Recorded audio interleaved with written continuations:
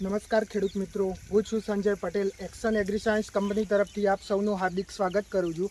આજે આપણે આવ્યા છે પ્રાંતિજ તાલુકાના પિલુદ્રા ગામમાં રાકેશભાઈના ફાર્મ ઉપર, અને એમને સંજના ભીંડાનું વાવેતર કર્યું છે.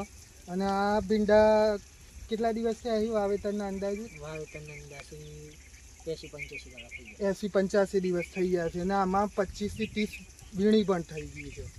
તો ખેડૂત મિત્રો, તમે અહીં જોઈ શકો છો ભીંડાની ક્વોલિટી ઉપરથી નીચે સુધી એકદમ ગ્રીન હોય છે, એકદમ તોડવામાં પણ ઇઝી છે, અને એની બેઠક એકદમ નજીક છે. તમે અહીં તોડો છો તો તોડવામાં કેવું રહે છે? સારું રહે તોડવામાં, એકદમ ઇઝી તૂટી જાય છે.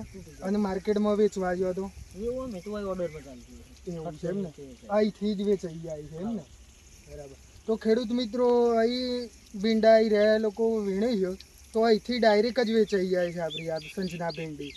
અને જોઈ શકો છો નીચેથી ફૂટો પણ આવેલી છે, નીચેથી બ્રાન્ચો એ આવી છે. જો આવનારી સિઝનમાં તમે ભીંડાનું વાવેતર કરવાના હોય તો એક્શન એગ્રી સાયન્સ કંપનીની સંજના ભીંડાનું વાવેતર કરી શકો છો.